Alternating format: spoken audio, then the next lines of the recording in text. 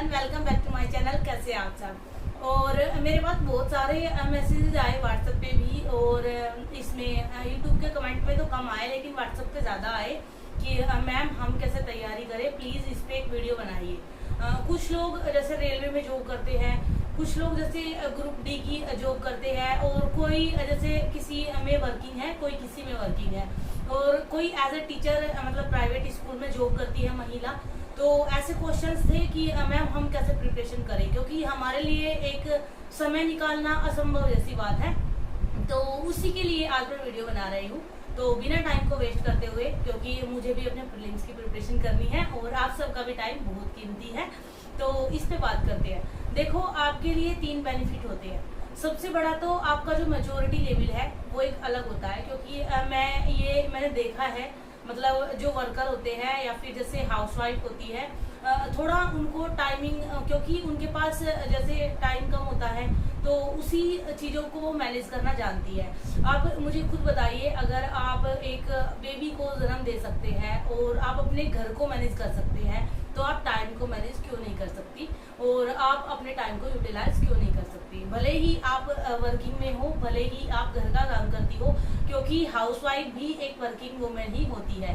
लोग नहीं मानते हैं, घर का काम करती है तो लगता है कि ये जॉब नहीं करती है, बट वो सबसे बड़ी जॉब होती है। आप जो लोग करते हैं उनको उस चीज़ को पता है। तो यहाँ पे आज दोनों तरफ से बात करेंगे। एक तो आप जॉब करती है या करते हैं, आप जेंट्स हैं या लेडीज हैं, एंड सेकंड चीज आप घर का काम करते हैं, आपके पास जॉब नहीं है तो भी। तो देखो, इसमें सबसे बड़ा बेनिफिट आपके लिए ये है कि आपको टाइम की वैल्यू पता है, क्योंकि ये चीज़ मैंने खुद में रियलाइज़ की थी। मुझे टाइम की वैल्यू बहुत अच्छे से पता थी कि जितना भी टाइम है, जितना भी मिलता है, उसको यूटिलाइज करना है अपनी स्टडी में। जबकि जिन लोगों को 24 घंटे मिले होते हैं, जिनके घरों में उन्हें पानी का गिलास देने के लिए उनके मम्मी पापा होते हैं, मैं नहीं मानती कि उनको टाइम की इतनी ज़्यादा कीमत पता होती है। क्योंकि मैंने अभी भी देखा है, जब से मेरा नंबर यूट्यूब पे गया है, तो तब से बहुत सारे फालतू के मैसेजेस, फालतू की कॉल, तो उससे पता चलता है कि इनके पास कितना फालतू टाइम है।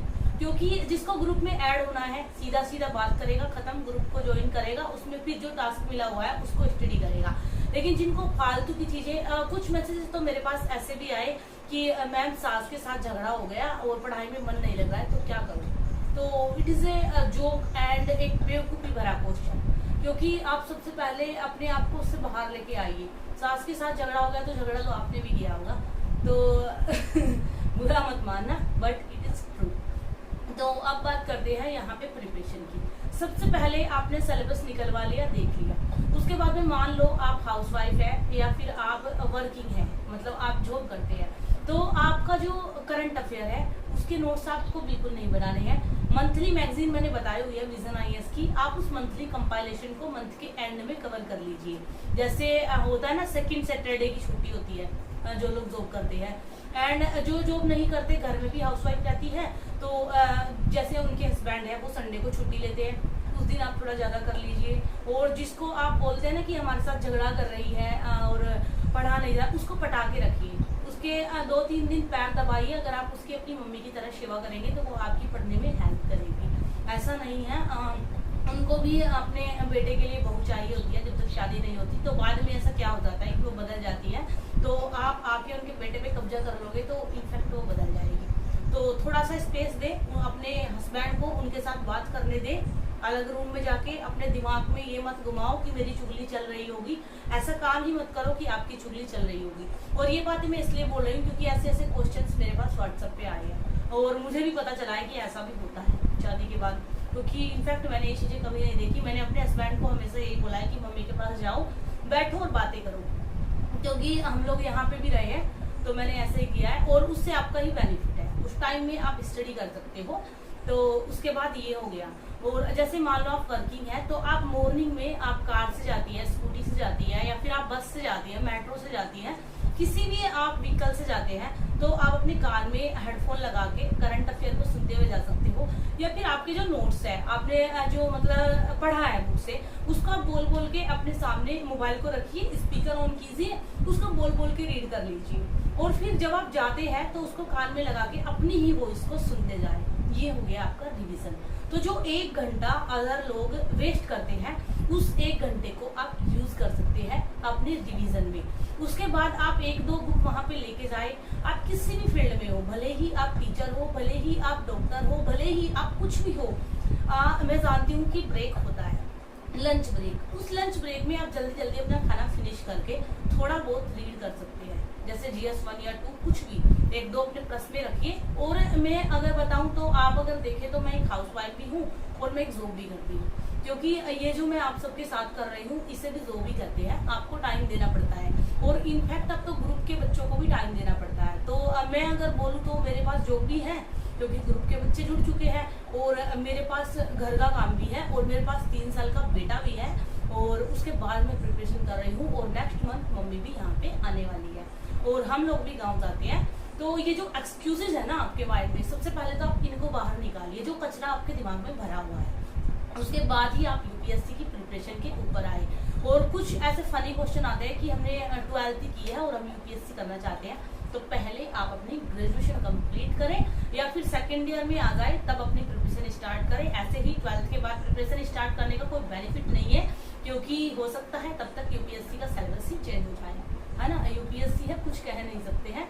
तो यहाँ पे बात आती है अब नेक्स्ट, जैसे आपने ऑडियो फॉर्म में उनको कर लिया, उसके बाद में आपने लंच ब्रेक में उसको कवर कर लिया, उसके बाद में आप इवनिंग में जैसे रिटर्न आ रहे हैं तब भी आप कुछ पढ़ते हुए आ सकते हैं। अगर आप मेट्रो में हैं या ट्रेन में हैं तो ज्यादा बेनिफिट है, तो आप अपने नोट्स को भी पढ़ते हुए अपनी बुक को आ सकते हैं। और अगर आप खुद ट्रेवल करते हैं, आप कार चलाते हैं या आप स्कूटी चलाते हैं, तो भी लोग तो गाने भी सुनते हैं, तो गाने मत सुनिए ना, आप करंट अफेयर सुनते आइए, या फिर करंट अफेयर छोड़िए। जैसे मैंने बताया ना ऑडियो फॉर्म में, क्योंकि जैसे दृष्टि की क्लासेस है, अभी मैं भी 1-2 क्लासेस मैंने की है, और वो पीटी स्पेशल के लिए क्लासेस चला रहे हैं। तो आप ऐसे कर सकते हैं, आप जो उनकी क्लासेज आपको ओनली सुन सकते हैं, क्योंकि मैं अभी नोट्स नहीं बना रही हूँ, ओनली सुन रही हूँ, तो उससे मेरे बहुत सारे कॉन्सेप्ट क्लियर हो गए। क्योंकि जैसे मैंने पढ़ा था, मैंने अच्छे से पढ़ लिया था और मैंने कवर कर लिया था सारी, मतलब करंट अफेयर को मैं अभी कर रही हूँ, लेकिन मैंने पॉलिटी का स्टैटिक पार्ट कवर कर लिया था। उसके बाद में मैंने सर की क्लासेस भी की, जो कि 3 क्लासेस है अभी पॉलिटी के ऊपर, वो भी मैंने की, पीटी स्पेशल वो लोग चला रहे हैं। उससे क्या होता है, कुछ चीजें आपको सुनने से लर्न हो जाती है। जैसे नहीं होता बचपन में आप मूवी देखते हैं तो जल्दी याद हो जाती है। और एक सबसे बेनिफिट चीज मैं आपको बोलूंगी, जब भी आपको टाइम मिले, आप घर आ गए, तो जैसे आपने पॉलिटी की बुक उठाई या आपने स्पेक्ट्रम उठाई, तो उसको सीधा सीधा लर्न मत कीजिए, और एक उसके नोट्स ऐसे बड़े फॉर्म में तो कभी मत बनाइए, क्योंकि वो एज इट इज, मैंने कुछ बच्चों को देखा है कि दूसरी बुक छाप देते हैं। और मेरे मेंस के हालांकि पॉलिटी के नोट्स ऐसे ही है, बट मैंने वो मधुकर कोटवे सर से बनाए थे, और अभी मैं माइंड मैपिंग में खुद बनाने वाली हूँ, क्योंकि मुझे उनसे इतना बेनिफिट नहीं मिला। मैं सच बताऊं तो उनको रीड करते हुए मुझे वही फीलिंग आ रही है जो पॉलिटी की बुक को पढ़ते हुए आ रही थी, एम लक्ष्मीकांत वाली को। तो अब मैंने डिसाइड किया है कि मैं माइंड मैप में अपने नोट्स बनाऊंगी, जैसे कि मैंने बाकी आर्ट एंड कल्चर के बनाए हुए हैं। तो उससे आपको क्या होता है, जैसे कोई पिक्चर आप देखते हो ना, ऐसे आपके माइंड में वो चीजें रिकॉल हो जाती है। और ज्यादा नोट्स बनाने के चक्कर में बिल्कुल ना जाए, जो वर्किंग है या जो हाउसवाइफ है, बिना नोट्स के भी आप पढ़ सकते हो। बुक्स पढ़िए, ऑडियो फॉर्म में पढ़िए, एंड उसके बाद अगर आपके पास आपको जरूरत है तो आप हमारे ग्रुप को ज्वाइन कर सकते हैं, आपको नोट्स सारे मिल जाएंगे। और यहाँ पे एक बात करूँ मैं फायदे की, तो जैसे आप वर्किंग होते हो या आप हाउसवाइफ है, तो मुझे लगता है कहीं ना कहीं उसका बेनिफिट है। होता क्या है, आप पहले आपने पढ़ा, कुछ पढ़ लिया आपने 2 घंटे, उसके बाद आप उठ गए, आप किचन वगैरह में लग गए या आप कुछ और काम कर गए, उससे आपका माइंड रिफ्रेश हो गया। मैंने खुद के साथ ये चीज रियलाइज की है कि जैसे मैं 2-3 घंटे पढ़ लूं और थोड़ा माइंड अब काम करना बंद कर दे, क्योंकि माइंड की भी एक कैपेसिटी है। तो उसके बाद में जाके मैंने कुछ काम किया या अपने बेटे के साथ एंजॉय किया, तो मेरा माइंड दोबारा से रिफ्रेश हो गया और दोबारा से 3 घंटे पढ़ने के लिए मैं तैयार हो गई। तो ये चीज आपके लिए बेनिफिट है। जबकि जो लोग काम नहीं करते वो फिर घूमते हैं, कुछ और चिल करते हैं, उनको वो करना पड़ता है, बट आपको उसकी जरूरत नहीं है। आप उस बीच में अपना काम खत्म कर सकते हैं। जैसे हमारे घर में कोई मेड नहीं है, कपड़े मैं खुद धोती हूँ, बर्तन मैं खुद साफ करती हूँ, लेकिन जैसे अभी भी मेरे कपड़े पड़े हैं मशीन में, मैं आपको बताऊँ, मैं पानी डाल के घुमा के आई हूँ। तो जैसे अब मैं जस्ट वीडियो के बाद पढ़ना स्टार्ट करूंगी और बीच बीच में जाके बस मैं उसको घुमा के आऊंगी, और जब 2.5-3 घंटे मुझे पढ़ते हुए हो जाएंगे और बहुत सारा मैंने कवर कर लिया होगा रिवीजन का, तो उसके बाद में मैं लूंगी अपना हेडफोन और जो भी क्लासेस है या जो भी चीज, वो भी आपके एग्जाम से रिलेटेड ही, उसको कान में मैं लगाऊंगी और टंकी चला के सारे कपड़े में वॉश कर दूंगी। डबल काम हो जाएंगे, मेरे कपड़े भी धुल जाएंगे और मेरी मैंने जो क्योंकि करंट अफेयर अभी मैंने छोड़ दी है। करंट अफेयर अभी वाली जो करंट अफेयर है वो एग्जाम में बिल्कुल आने वाली नहीं है। अब तो हमारे पेपर वगैरह भी बन चुके होंगे, तो उससे क्या होता है कि आपका काम भी हो गया। जैसे मान लो मैं दृष्टि की कोई क्लास कर रही हूँ या फिर मधुकर कोटे सर की कोई क्लास, क्योंकि देखो अनअकैडमी में मैंने हमेशा 2 ही टीचर्स को फॉलो किया है। First Munnal sir, second Madhukar Kotwe and थोड़ा बहुत किया है प्रतीक नायक सर को, बस। तो उससे क्या होता है, आप जैसे वो काम करते हैं तो आपका वो काम भी हो गया और आपकी स्टडी भी हो गई और आपका माइंड भी रिफ्रेश हो गया और उसके बाद दोबारा से लग जाइए। ये हाउसवाइफ की बात हुई। और जो जॉब करते हैं वो सुबह पढ़ते हुए जा सकते हैं, उसके बाद दोपहर में थोड़ा बहुत देख लीजिए, शाम को आने के बाद आई नो कि आप बहुत थक जाते हैं। मेरे हस्बैंड भी थक जाते हैं, वो भी इंजीनियर है, वो भी जॉब करते हैं, बट आने के बाद वो भी जेई की तैयारी करती है। हम दोनों अपने बेटे को सुला के पढ़ाई करते हैं। हालांकि उनको मैंने कभी नहीं दिखाया ऐसे पढ़ते हुए। मैंने उनको बोला 1-2 बार कि आप अपना व्लॉग चैनल बनाओ, तो उनको नहीं बनाना है अभी। तो आप उनको देखेंगे तो वो भी जेई की तैयारी करता है। जो हमारे घर में छोटे वाली टेबल है जो मेरे ब्लॉग में दिखाई देती है वो उन्हीं की है, इसलिए मैं उनको कम बैठने देती हूँ, क्योंकि मेरे पीडीएफ वगैरह इधर के उधर हो जाते हैं। उनकी जैसे होती है ना जेंट्स की हैबिट फैलाने की, फैला देते हैं, तो उसको आप देख सकते हैं। आप ऐसे आने के बाद कर सकते हैं। देखो अगर आपने कुछ सोचा है, आपको एक ही लाइफ मिलती है, ये मत मानिए कि नेक्स्ट लाइफ आपको मिलेगी।